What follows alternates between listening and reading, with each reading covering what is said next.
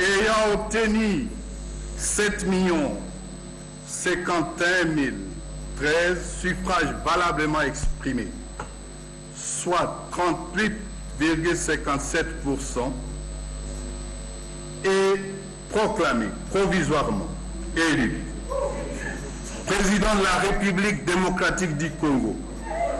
Monsieur Tshisekedi Tshilombo.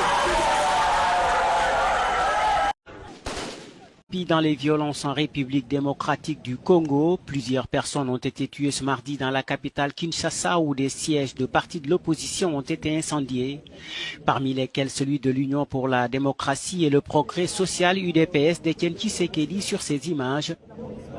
Ces partisans accusent le camp du pouvoir d'être responsable de l'attaque de leur quartier général qui, selon eux, a fait au moins 5 morts. Au moins 17 personnes ont été tuées au premier jour des violences qui ont éclaté lundi avant une manifestation des jeunes de l'opposition contre le président Joseph Kabila, dont ils réclament le départ. Une situation qui inquiète la communauté internationale qui a appelé au calme et à l'organisation rapide de la présidentielle. Ce mardi est la date limite pour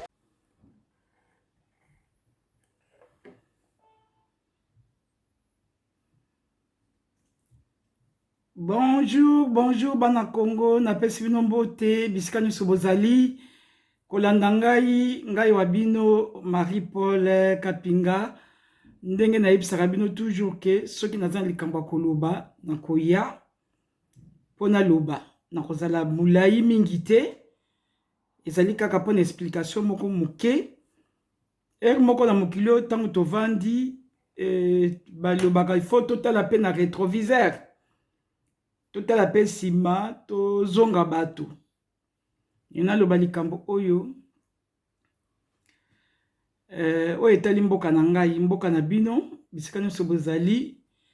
Oyo bazolanda nga na diaspora, que ça soit na Congo, que ça soit un peu partout. Na pesi bino mbote ebele. Santé malamu pona bino nyonso. Na sengaka epa nzambe abatela bino apesa bino ata mai ya pamba oyo ya komela parce que ezali très nécessaire. Na yembangu apona loba likambo oyo etali kaka mboka na ngai Goma, Kivu, Bukavu, ba M23, ceci cela, bitumba ya Congo ezali ko umela bitumba. Na yeka na moi rappel moke pona ko rappeler bino que na kati ya mabele na biso wana na Congo, bana biso bayebi histoire te. Soki tozo lobelango te, soki tozo ate poto loba, bana biso pe bakoyeba te, bakoyeba histoire te. Toko beta masolo ya biler biso to botama, to kola, na oyo bayebisa biso, na bao babotama avant biso, ba koko, ba parent, to yebi yango. Tangu biso tozali koya ezolakisa ke tozolakisa bana oyo bazali na ba 20 ans, 25 ans, oyo bayebaki lisolo te, il faut toyaka poto yebisa bango masolo ezoleka na mboka na biso pe masolo ya mboka na biso.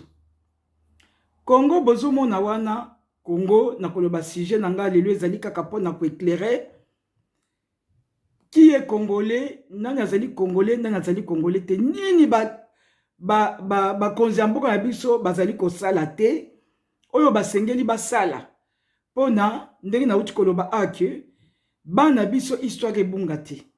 Na vandaki ti butu mobimba esprit elingai na kanisi ngabi non esa makamususu oyo bano bazoloba leo nde tozomona ba publication bayebi na bango histoire te. Ces jeunes racontent n'importe quelle histoire parce que bazali ko beta histoire oyo bango bazali ko yebisa bango bakoki pe ko yebisa bango mensonge bakolanda bako yebisa bango pe mensonge bakolanda parce que bamoni ke mutu moko songola zwi caméra atia liboso na ye azali ko raconter histoire bakondima na bango comme tout le monde ngape na kondima me ndene yebisa bino ke ngana ndima pamba te ngana salaka ba analyse na vandi na kanisi na tali liboso na tali sima na tali kambo esko balobi ezali ya solo na conséquence nango avantage ni eza na masolo oyo na ambaka information soka directement te na sepela nango na banda ko partager na banda ko panza te na vanda na kanisi ngabi non lisolo efana ko beta pe bande konanga na Congo na biso na apana le balikambo identité na biso na ko beta lisolo ya bapayo bazana mboka na biso ya yambo na ko bandaka bapaya o bazali ebele me bazali ko tungisa biso ezali kaka Rwanda tozana ba Tanzanien tozana ba Zambien tozali pe na ba Congolais à Brazzaville bazaka pe na Kinshasa bazaka pe partout tozali na ba 9 frontières nyonso wana bato wana bazali na mboka na biso comme pe ba Congolais na ba frontière nyonso wana ekozanga ta Congolais moko te bazali pe ndenge mokili ezali kosenga etambula ndenge nga pe nazali na Congo te nazali na Belgique bayambinga na Belgique comme pe na Congo bakoyamba pe bapaya eloko na kolinga na fungola moke ezali ya koloba boyi ba Rwandais bakota na mboka na biso lelo ndenge bomoni video na publiaki wana Banyamulenge bazali komibenga tozali ba Congolais. Entre temps Kagame azoyebisa bango ke bazali batuti. Azo pour défendre batuti o bazana mabele na biso. Histoire ezali boyi, na ka ko rappeler parce que tout le monde le sait. Histoire ezali boyi. Na Congo na biso wana Banyamulenge bazali ba Congolais te. Ba Congo bazali ba d'origine. Ceux qui tobengi Banyamulenge bazali ba Congolais. C'est parce que babotami wana ba ancêtre na bango babo bakoli wana babotami wana ba parents na bango pe baboti bamusu baboti batikali wana yango bazali komi benki bazali ba Congolais ezali ndenge nazo pesa pe ndenge tomona na poto bato ba Marocains so bayambi mutu na plateau okomona Marocains azoba ke chez nous les Belges chez nous les Français mais so tali bazali d'origine comme candidat à France Zemmour Zemmour azali pe algérien mais mi benga toujours naza français parce que a Koliwana ba parents ne bakota na France avant ba Koliwana baboti bazo se sentir que bazali ba français depuis biso na Belgique ba Congolais bazali kobota bana bango pe baboti awa tous ces enfants là bazo se sentir que bazali ba belge malgré bazana poso mwindu c'est parce que babota miawa mingi pe bayebi Congo te bazo mbenga tosali ba belge nazo balikambo parce que batu ya mboka na biso o babima na Congo te bazo comprendre te bato bazali pe na libanda je pensais que bako comprendre bazo comprendre kaka te Banyamulenge ba belge tant ba coloniser biso na tant colonisation bazaki na besoin bakende ko luka bato ba ya ko travailler na coton ne bomona na ko tia vidéo moko bokomona ndenge bazokitsa bango na kati ya camion baye na bango comme des réfugiés baye wana comme des réfugiés ba uti na bango place ba utaki bango nde bayebi ba memaki bango na Congo soki pe ba utaki na Rwanda so ba utaki na Éthiopie parce que histoire ils ont remonté na ba Somalie côté ba utaki quand ndenge ozomona ke installation oyo ba Union européenne azali ko sala ope asala nde ezo mabatu na bitumba que ça soit bitumba ezo leka un peu partout tozomona ke ezali ba implantation ba installation ya batu ya population ba eko tia bango wana ba komi ke eza mabele na bango. Mais les gens il y a des gens qui comprennent très bien. Tango ba Rwandais ba ye na mabele na biso, to yambaki bango bien. Ba ye, bandimi bango, ba koti, le kola ba konzi bazaki nde ba étranger. Congolais moko alinga s'opposer te, parce que minute ambition to comme le quoi ba esclave. Ba installer bango. Tango ba vandi wana, lere baboti. Bana bango, ba yebi Rwanda te. Bamusu ba yebi na bango Rwanda te. Mais bami yebi bango moketo uta Rwanda. C'est le ce qui peut ba bombeli bango lisolo na ba parents na bango. Parce que politique musu ezaka ba petit peuple ba roya na likita na bango bami bombeli secret na bango. Oh, il faut pas dire ceci, il faut pas dire cela, bomba secret oyo. Bikoni ti ba Rwanda na ba bomba secret makazali ko ba Congolais te. Congolais ko la mwaka na tongo bazu téléphone bandi ko popola. Non, bango baza batu moko akoyeba ke nazo sona nani nazoloba nini na yebite ke bazali plus intelligent que biso non parce que bazali sous dictature bazo imposer bango bazo pesa bango mibeko bango epa bango baza na fimbu ya kobeta bango yango moni ke baza un peu discipliné bazo landa botia koyeba ke ba nyamulenge wana o tozo benga lelo o batu musu baloba ke baza ba congolais te oui toyebi ke bazali d'origine mingi bazali ko mobenga tozali ba congolais c'est parce que bavandi na mabele wana bayebi na bango pe Rwanda te ba musu bayebi côté ba utaki te bazobeta bango pe lisolo te ba miyebi ka toza na Congo toza ba congolais mais soki to remonter tozongi na sima okotala ke ce sont les réfugiés au bayaki na mboka na biso bavandi wana baboti babotani kokolo bavandi tokoboya bango te ke yo parce que bazali pa na biso tokoboya bango te basi bakomi wana baboti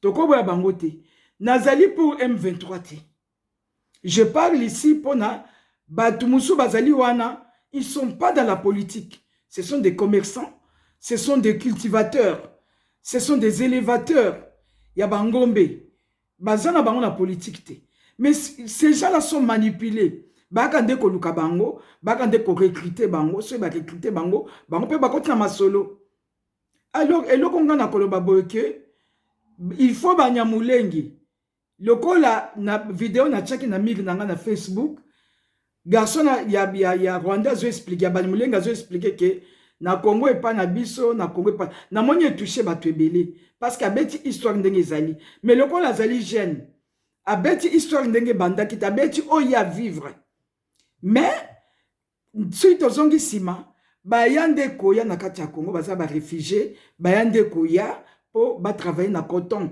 ba travailler na ba mine nde bakende kozwa bango bayaki wana na ba belge ba image ezali bien soboye bien bomona ngo pe bayende koya mais tant que bato baye eza na kati na bango ba musu bakende ko luka bango bazo recruter bango bato amabe mais to ba ke bato amayo bazali M23 ndenge balandi vidéo wana o baza na mig nanga Facebook ba abonné na banzi balandaki muke Kagame azole ba toujours ke o nazo kende na protéger ba tout bazali na kati ya Congo pourquoi azole belango ba jeune o bazali na Congo na ba nyamulengi ils ne comprennent pas que bazali ba tout ba yebite ke histoire Kagame a histoire ayebi ke ba uza ba Rwandais ba utaki na Rwanda ba memaki bango kuna yango yebisa bango ke bozali bandeko na biso yesi kwa zo na modeli yake a utiliser bango na ndenge ya mabe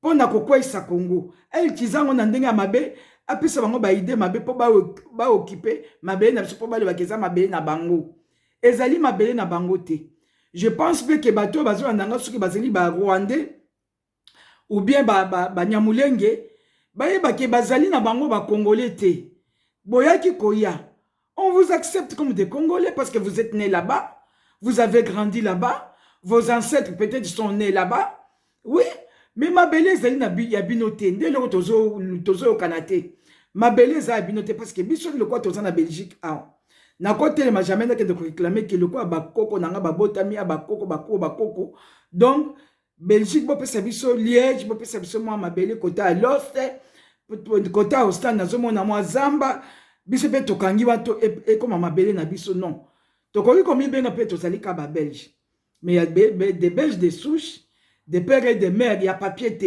bazali et ça ba Belge pe il y a père et des mères il y a papier bazali il faut to ebaka ba origine na biso place ntouti Kagame soki azoya azoko utiliser bango pona ndenge garçon azo expliquer Kagame azoko utiliser bango po yemoko abana ko sa bango guerre yemoko abomi bango yemoko asali bango guerre na Kabila pona bakima Rwanda bakende po comme ça babaleli kambuke gouvernement congolais mutebengani bango Kabila vendaki tranquille bazo sala likita na bango maintenant ils sont en train de soulever wana bazo soulever bango contre population ya Minembwe ba Rwandais comme ça ba se soulever ba kende ba musuba ki Rwanda ba musuba kende po ba lo ba ketala lelo ba bengani bango na Rwanda Congo gouvernement congolais zo bengana mututé Mais loko mo na koloba boyi. Parfois biso ba congolais ezali pe faute na biso. Parfois biso ba congolais ezali pe faute ya gouvernement na biso. Parce que bato depuis bakota kala. Toyebi lisolo ke bakota kala. Toyebi pe toza ba image ke baya koya. Il fallait te pesa bango ba identité. Il fallait te pesa Kabila vandi 20 ans. Président Félix a 6 ans. Bo pesa bato na identité. Bayeba que bazali d'origine rwandaise. Bayeba que malgré bazana Congo, bana bango bazali kobota parce que to lobi yango lelo te. Bana na bango tango bakobota. Ba bazomi benga ba congolais, tango bakobota, baboti, ba bango bakoloba ka tozali ba congolais, ezali mabele na biso, makambo e kosila te. Po makambo e sila, il faut ba pesa bango identité. Ba pesa bango identité et na bango boyebisi bango ke to pesi bino identité na bino angoyo, ba komi na identité congolais d'origine rwandaise. Maintenant vous pouvez demander la nationalité individuellement. Muto qui est singa naturalisé comme congolaise. Botia mi beko li sur place. Ezali mi beko ndezali kozanga. Naebi que président Félix de la République ayebi yango. Mais tango akoti na pouvoir, nan kutu avandi te bitumba, nan avandi kutu te akomi président ya Union africaine. Nan avandi kutu te akomi côté assez. Naeba ki déjà ki bazo memai na distraction pour abima na kati ya engagement na ye. Parce que naebi ki wana nga nazo beza engagement na ye. Nazali na programme ne mobimba livre ne momba programme. Eza na kati. Mais ce côté bazo memela ye, bazo nommé président ya Union africaine, président boye pona makambo susu asalate. Parfois, on a une distraction. Il y a un écho bête en bela. Il y a un écho saka vidéo moke oyoke. Gouvernement oezo bimasika. Bon ça la tout beau pesa. Barwande wana o bazamboka na biso. Même tous les étrangers. Parce que bazali kobota. Na mona ki Soudanais moko ayakia. Les Soudanais il a peut-être 35 à 40 ans. Il s'est dit Congolais. Oui, il est né chez nous. Azomi benga Congolais. Mais si quoi, tant qu'il y a ce qu'on le tribalisme dans la vidéo, bon moi que tu es en danger. Ceux qui pensent que l'identité n'a il y a que Soudanais, Congolais d'origine soudanaise. Anga qui a un allemand limite, il y a Koloba, limite et Fouezal. Mais tant qu'on zélé allait à Kofonga partout, Moutino se sont mis benga Congolais. Moi n'en ai tant qu'on botama. Aboti pe akomi benka congolais jusqu'à ce que yé pe ako réclamer ma belé jusqu'à ce que ba Tanzania ba réclamer ma belé jusqu'à que partout ba bazali zinga na biso ba ko réclamer ma belé. Identité c'est très nécessaire ya mondeli kamona ili lelo gouvernement ezobi masika bo pesa bango identité ba miyeba ba kende ko komama na ba commune ba s'inscrire na commune bo pesa bango identité zeli kwa liboso ko sala ngwana. Ngana kanisa itoko salango en vitesse. Mais n'a moni que le président a eu pouvoir, oh, mais avec trop de problèmes. Avant d'ici, on lui a vendu, mais avant d'ici et penjate. C'était tout le temps comme ça, tout le temps. Bazo bouger, tout va secouer. Bon, pesa, gouvernement Zobi Masika, peuple congolais, s'il s'agit à côté de la manifestation dans Zela, parce que Bazali Kosali la motte, il y a mon élo. Vous pouvez faire des manifestations en réclamant vos droits, il y a carte d'identité. Baye babino. Toye baba étranger bazan namboka na biso. Bo seli manifestation bo temi na primature. Bo seli manifestation bo ke soki ko tema na palais de justice. Bo telemi na ba commune pona ko bo pesa biso carte d'identité. Po toye ba ki na Congo. Mboke koza ko funga mandengo ala te. Mboke koza la ouvert frontière ouvert ndengwa na te. Toutes les frontières sont ouvertes. Batunyo so bakoya alobi ko se porter. Tano abdani Soudanais zomi benga que je suis opposant. Abandi ko raconter ba histoire avant que tout président Etienne Tshisekedi ba maleboto za ko le batango azaki vivant. Ya zo nango ayebi même pas eloko azoloba. C'est comme s'il sort quelque part ayeba une histoire ya Congo te. Aïe n'est parce qu'Alinga côté na politique. Depuis tu attaqué, au moins yazo mon asouté. Quand tu venais opposer bazo le basouté. Parce qu'Azaki a attaqué vraiment sur YouTube, dans bas commentaires. Tu as attaqué sur Facebook. On ne peut pas se laisser faire comme ça. yango na ko beta mbela sikoyo ya que gouvernement ezali ko bima peuple congolais besoin accepter tout n'importe quoi. Bon c'est la marche pour réclamer vos droits. Droit à identité. Tu as dit que tu as une carte d'électeur. Ngai pe na sa nango na ko la sabino ngo. Na sa na carte d'électeur na ngai. Hein? Tu as une carte d'électeur. Na carte d'électeur oyo. Ezali identité te. Tout le monde ezali identité te. Tokolo baké ezali début ya nanime ezali vraiment identité te. Carte d'électeur oyo. Il faut pas pesa biso ba carte d'identité. Potoye baki et qui. Il faut tous avoir carte d'identité peuple congolais. Ya on est ko betambela aw. Gouvernement ezobima sika, il faut tout élément ba pesa biso carte d'identité. Il faut parce que faut te baki ba paya bazali banani. Parce que awa congolais nyoso awa ba pesa ki identité ba le baka congolais et belge d'origine congolaise. Bon moni carte nanga. Carte nanga d'électeur yango. Bon moni carte d'électeur yango. Yango carte d'électeur. Naza pe na carte ya Belgique. Carte ya Belgique yango. Carte d'électeur yango. Bozomona ya Belgique yango yo. Ya Congo yango carte d'électeur parce que nazwa nationalité te nazali congolaise 100%. O ezali carte ya ba résident. Tala yango yo. Siko carte oyo na oyo. Ozomona te ke na ba pesinga oyo c'est parce que nazana oyo. Il faut tous à la peine na identité ya koyeba ke nani azali congolaise o ba pesinga en tant qu'étranger ba o bazali ba belge bazana carte bango ba belge mais nga loko nazali belge te nazali na oyo nazali pe na oyo carte d'électeur yango mais bo pesa biso carte d'identité pona koyeba ke mopanyo so koya boyeba ko situer bango ba ye parce que bana na bango ba koyeba te ke ba yande koya ba koyeba ka ke non mon grand-père était congolais congolais bazobota tous les jours. Il y a la jeunesse qui arrive, hein, ba descendance ces obotama tous les jours. Donc il faut couper cette identité ba rwandais ba nyamulenge ba miyeba ke oui ba ça ba congolais tondi parce que ba umeli mais bazali ba vrai congolais à soucheté. Bon pesa bango carte d'identité na bango mais biso moko na kati ya ba ordinateur toyeba ke ba ezala écrit ke ndenge ba belge ba pesa bango identité ba le koma ke congolais de rwandais d'origine rwandais d'origine congolais d'origine rwandaise plutôt ba pesa bango carte wana il faut ba miyeba bana bango tanga bazali ko botama ba pesa bango peke ba pesa bango ndenge wana rwandais d'origine rwandais d'origine congolais d'origine rwandaise congolais d'origine zambienne, congolais d'origine tanzanienne, congolais d'origine comme ça bana bayeba que ce qui a commis papa il sait comment expliquer à ses enfants et aux petits-enfants que nous sommes des immigrés, nous étions des réfugiés, tous autres nationalités, parce que comme partout dans tous les pays.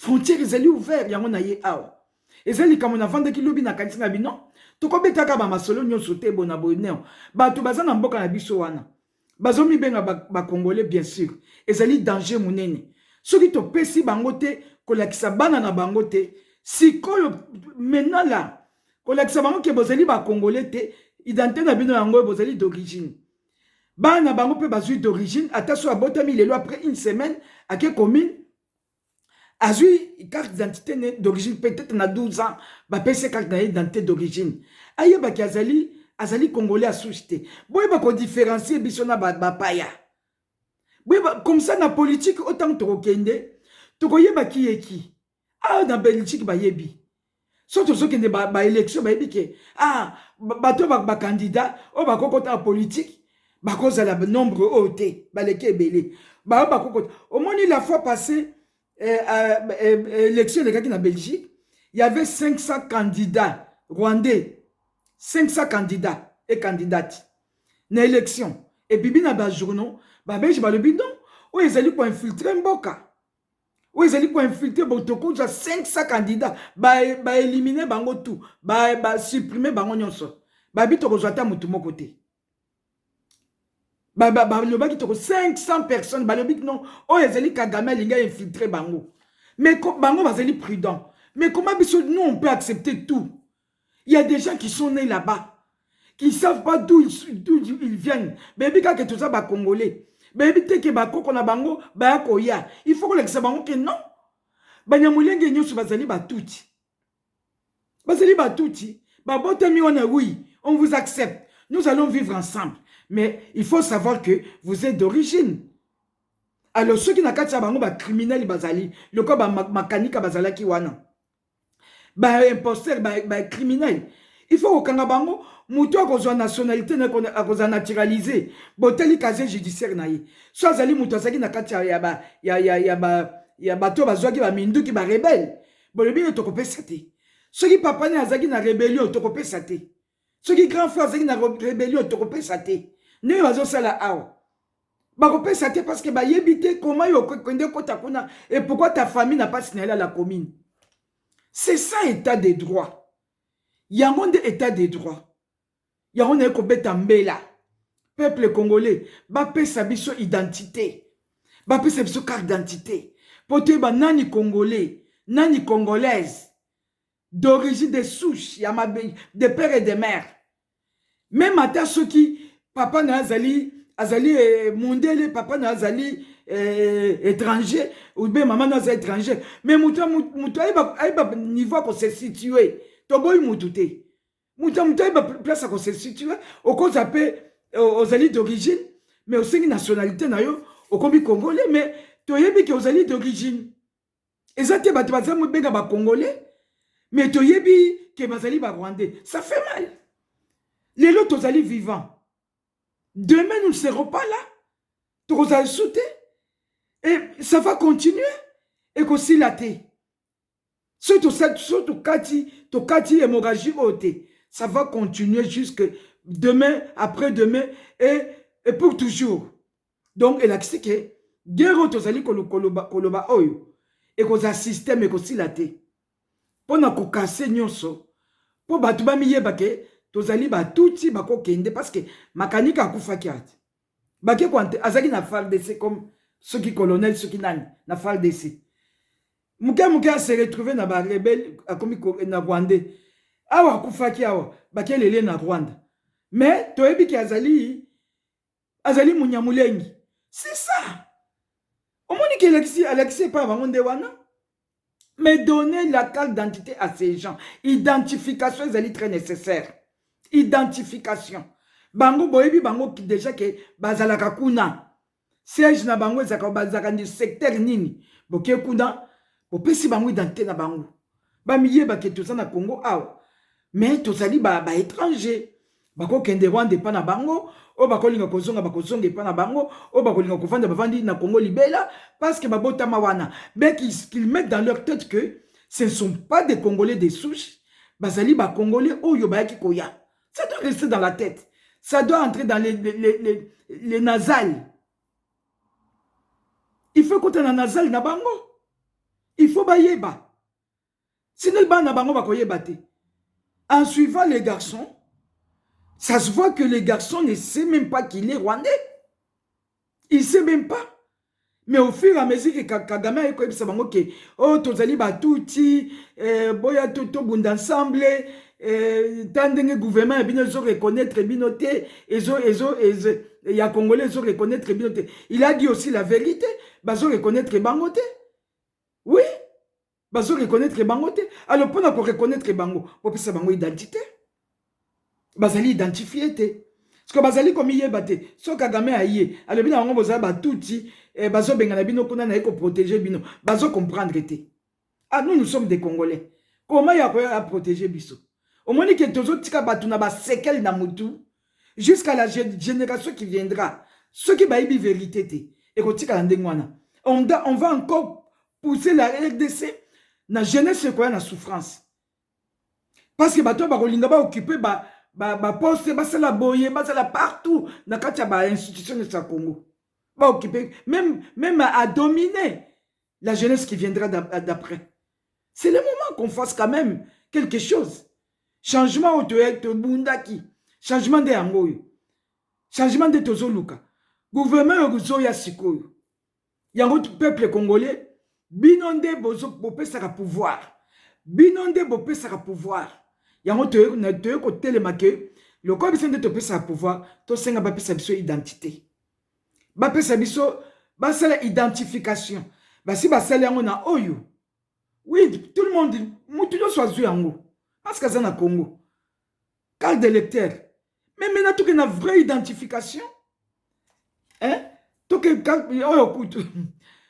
na vraie identification comme ça bato bamiyeba ke non ngai nako voter na Congo j'ai mes 18 ans je peux voter mais je suis d'origine ou soit je peux voter mais j'ai la nationalité congolaise il a le droit de voter mais kotika batuna qu'est-ce que c'est boy ya onde na yeko beta mbela ya onde na zomona iza mabe kotika batu bazali komiyeba te ke tozali ba Rwandais au moins tant président zali koloba ke ba nyamolenge bazali ba congolais il n'a pas tort ils sont nés là-bas ils ont grandi là-bas peut-être leurs parents sont nés aussi là-bas parce que quand ba âge na ba mbulo ba kota kiwana même ba koko na bango sont nés au Congo alors baza ba congolais mais na minute oyo po ba miyeba bango moko ke tozali ba toyaki koya il faut identification il faut qu'on puisse bango identité comme ça les enfants ba poser bango ba question mais papa comment se fait-il que sur ma carte d'identité c'est marqué je suis congolais d'origine congolais d'origine rwandaise le papa fera tout pour expliquer à son fils ou bien à sa fille à quoi expliquer bango ndenge histoire ezali koleka koyebisa bango que non nous étions des immigrés ou soit nous étions des réfugiés nos grands-parents ont immigré ici ou bien nos grands-parents étaient des réfugiés à quoi expliquer bana bako comprendre maintenant ces enfants-là pour aller en politique ils vont avoir des limites. Il y a des limites, je vous assure. Il y a des limites. Bah, on a une limite. Même il y a qu'on prendre des paroles, bah, on a une limite. Parce qu'il y a partout, il y a des limites. Je ne vois pas nos ministres congolais qui sont ici ou bien nos députés aller jusqu'au-delà. Il y a la limite. Bah, n'importe quoi, mais yo mopaya, on a la limite. Na parole na yo. Parce que on a bilo msuso ke koloba. Otumboli Belgique mo batelemeli yo. Ndi aronde tozali koluka. Ki basa na limite. Il faut ba na biso ba yeba oyo azali Rwandais, oyo azali Tanzanien, oyo azali boy. À partir à carte d'identité. Ceux qui batu bazui carte d'identité. Na Congo batu baleki ebele. Trouble leki, banditisme partout. Il y a du vol partout. Il y a la corruption. Batu na putu bokanga bango bien. Ceux qui bobandi bopesika mutu nyonso carte d'identité na ye. Chaque population, chaque province na identité na ye. Pour identifier bango. Malgré botami awa, yo zakano angolais. Oza muzombo carte d'identité yango. Ezali tribalisme te. Ça c'est l'état des droits. Ozali muzombo botami awa. Mais et pas na bino za na Angola. Akozana limite. Akozana limite makamsusu. Mais tant que tozo sa yelo comme côté. Non. Ça ira jusqu'où? Et kende ti wapi. Bana bazali ko botama. Bana bazali ko kola. Toko expliquer bango nini. Tokende ka mbutu ndenge wana. Tokeka mbutu non. Quand même. Tout ça là tout que tout peut sa bango identité. Muto miye basuka zali nani. Comme ça limite kozala. Na ba élection limite kozala. Ceux qui vont contrôler bon moni que contrôle ya identité comme na comprendre ko diminuer banditisme. Muto ko uta Congo Brazzaville ayeko braquer na Congo azongi na ye. Batu ba uti Zambie ba yeko braquer na Lubumbashi bazongi na bango. Batu ba uti ceux qui wapi Tanzanie ba braquer na Kivu. Le roi mona bakangi bango. Ba uti Tanzanie ba yeko braquer na Kivu bazongi na bango. Alors ceux qui siko muto ngo bokangi za na identité te. Bokangi bosengi pese bomoni ki azali étranger. Bokangi bozongi se pa na bango. Bokomona ke bako respecter biso. Bokomona ke bako respecter mabele na biso. Bako respecter gouvernement na biso. Mais on ne peut pas laisser la porte ouverte à tout le monde. Ceux qui peuplent congolais à Zolobelo comme mon côté. Si les gouvernements ont oublié, si les politiciens ont oublié, Mais nous, les Congolais, est-ce que Bisso peut te bossani? Non. Il y a des choses qu'on ne peut pas oublier. Parce qu'en sortant d'ici de la maison, si moi je sors de chez moi, j'ai ma carte d'identité. Je sais que si je croise la police, d'abord dans la rue, en tant qu'étranger, le quoi va s'accrocher sur bamoni mutumu de bamoni na identité, bah le manga allez montre-nous ta carte d'identité. Bah senga. Mais peut-être biso ba senga te parce que ba ngomo ba yeba ke ouais oya a kozanga identité te. Ba yeba parce que ba yebi pe bilongi na biso. To umeli na mboko ba yeba na bango du fait que ozora métro ozora bisi ba contrôler ko na voiture. Parfois, na quartier, chef du quartier ayebi parce qu'à Napoto, ba chef du quartier ba civilité, ba chef du quartier ba policier, nde ba chef du quartier, ba tchaka civilité, ba tchaka policier za chef du quartier, muna mutan ce commune eza munene, ba kaboli ba secteur, ba chef du quartier ba cause ata 5, ata 4 na commune moko. C'est ça l'état des droits. Identité na maboko na bimi ba contrôler nga. Ah, accident sami na nzela. Bise ekwei bofuye na kati ya basaki ya bato bokuti bango na identité non soki bobandika kokanga bato mpo na identité mais moto oso akende koluka identité na ye parce bokose retrouve bato na boloko bakomi nazaka congolais nazaka na identité akende koluka identité directement bobandi biso baza kocontrôle biso na ntango mobutu wana ngai kutu na koloba ke parce que na tango mobutu wana nazaki même pas na 18 ans mais avoir na Kinshasa ntango ozotambola omonika batelemi sur identité oh bamemi na kasho bakopose ba question oh oza na mbula combien obandi ko explique ovanda ko na vanda koto kande moyibi eza tamusu basengi bo tamusu abima kende na yo mais il y avait quand même le contrôle des cartes d'identité ah na identité parce que bonaboy 18 ans, parce que on débat de voter, débat qu'on a identité. Mais tu vas une identité à un père. Oh, il y a Verwana. Bazaki nango hein. Alors, bon, ba pesa biso identité. Ba pesa bino identité pour nous identifier ba escroc. Oh, bazo na kacha Congo ko identifier. Ba braqueur, oh bazo na Congo ba arnaqueur. Oh bazali ko ya. Ba bandit. Oh bazali ko kota na M23.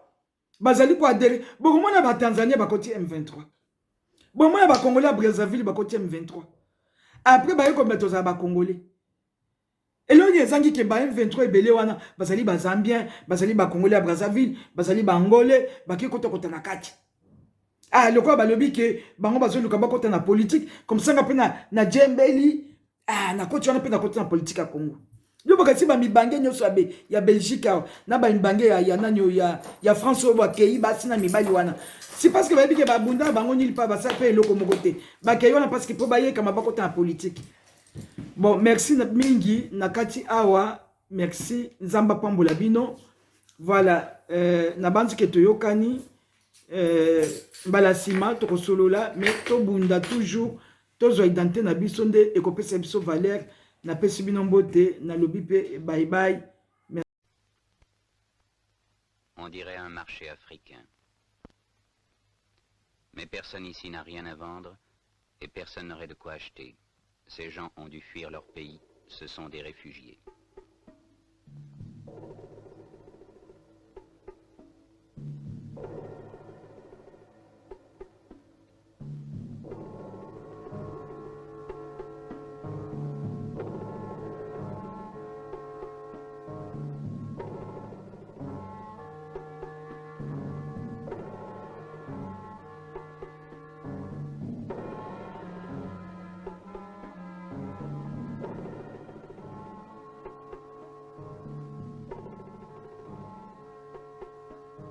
Depuis 1961, des troubles, puis l'accession à l'indépendance du Rwanda, ont obligé quelques 120 000 personnes, pour la plupart des Watutsi, à quitter leur pays. Souvent pourchassés, ils ont dû fuir hâtivement. Ils laissaient tout derrière eux, leurs troupeaux, leurs biens, parfois même un enfant.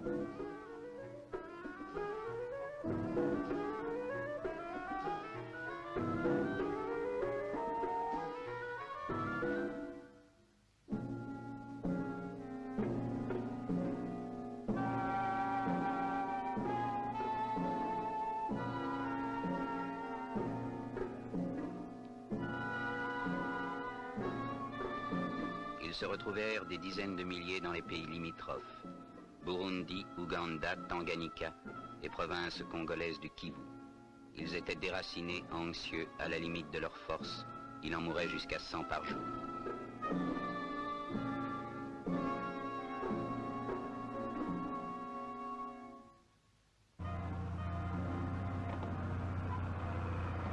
Les pays d'accueil sont alors eux-mêmes aux prises avec les problèmes nés de leur récente indépendance. Leurs gouvernements font appel à l'aide de la communauté internationale. Dès mars 1962, à la demande et de concert avec le Haut Commissariat des Nations Unies pour les réfugiés, la Ligue des sociétés de la Croix-Rouge accepte de coordonner des programmes de secours. Ainsi débute la phase d'urgence de l'opération. Il faut nourrir, vêtir, abriter, soigner.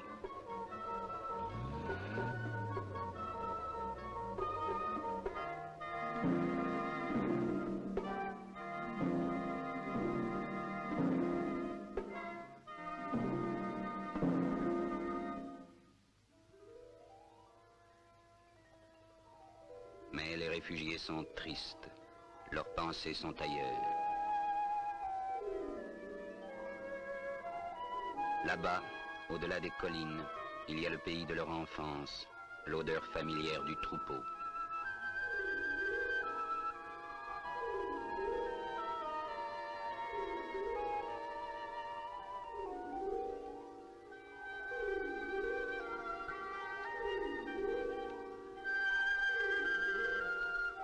Mais ils ne peuvent plus rentrer dans leur pays.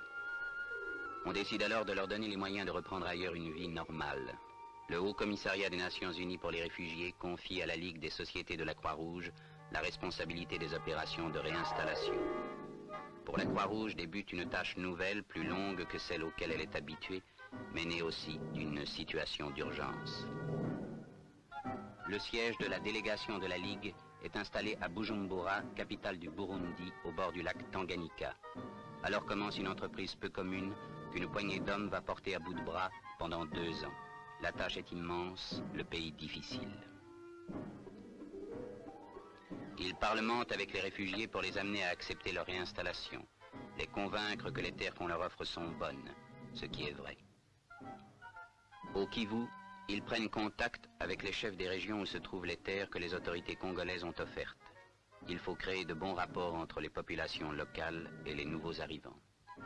Ils constituent à grand-peine un parc de véhicules pour transporter les réfugiés sur leurs nouvelles terres et maintenir la liaison entre les centres et le monde extérieur. Pour la Croix-Rouge, les réinstallations se feront au Burundi, dans la province congolaise du Kivu et au Tanganyika. C'est des centres du Kivu central que nous allons vous raconter l'étonnante aventure.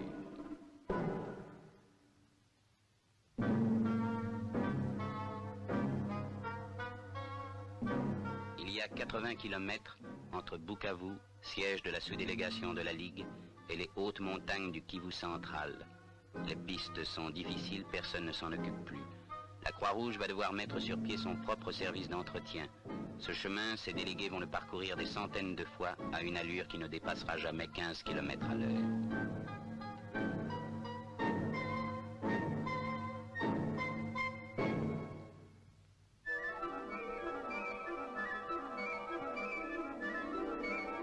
Cette terre promise, elle est à conquérir sur la forêt qui la recouvre. C'est ici qu'il faut bâtir des villages et gagner des champs cultivables. C'est ici qu'on va transporter camion après camion quelques 30 000 réfugiés.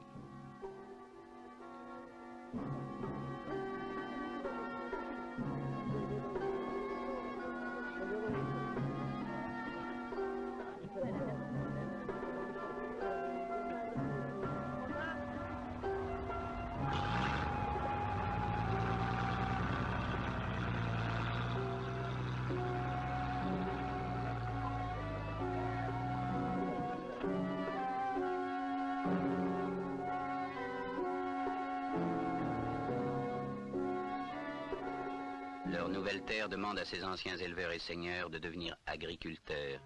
Mais il leur faut commencer par être bûcherons. C'est avec des houes, des machettes, des haches qu'ils engagent leur premier combat contre la forêt.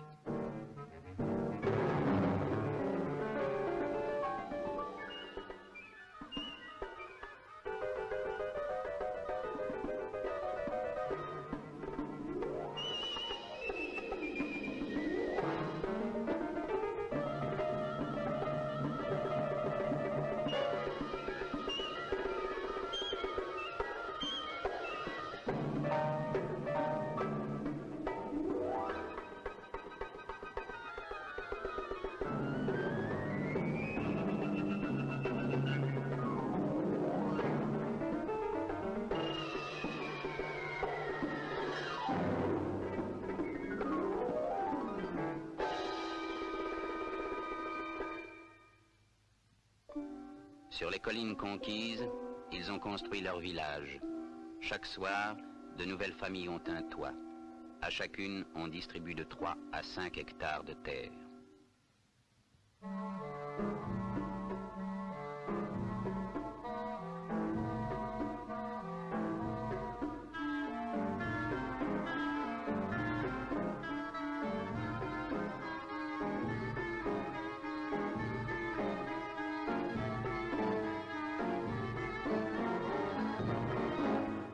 On crée des pépinières, on y fait pousser des semences sélectionnées pour pouvoir distribuer des plants. L'expert agronome de l'équipe a établi pour chaque centre un programme de culture précis en tenant compte de son altitude et de ses conditions climatiques particulières. Les camps sont situés entre 1600 et 2200 mètres.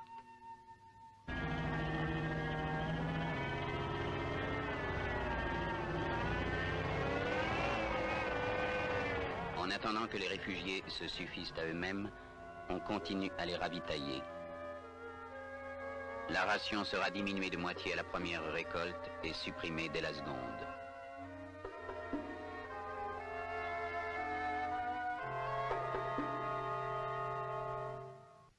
La réinstallation progresse à travers 1000 obstacles. Les pistes précaires ont vite raison des véhicules. Il faut réparer sur place quand encore on peut se procurer les pièces de rechange. Entre Bujumbura et Bukavu, des inondations coupent la meilleure route. Puis la situation politique du Congo s'aggrave, des combats se déroulent dans la plaine de la Ruzizi. La deuxième route est coupée. Jour après jour, le Telex permet l'indispensable dialogue entre Bujumbura et Genève.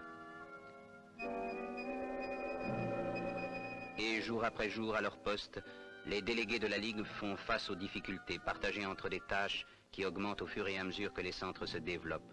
Il faut être partout à la fois.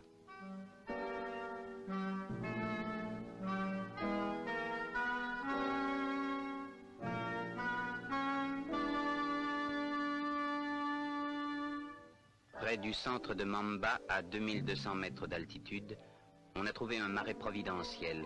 Comme la sécheresse annuelle peut durer jusqu'à 5 mois dans cette région, l'agronome a décidé de drainer le marais pour le rendre cultivable. Chaque famille en recevra un tiers d'hectare.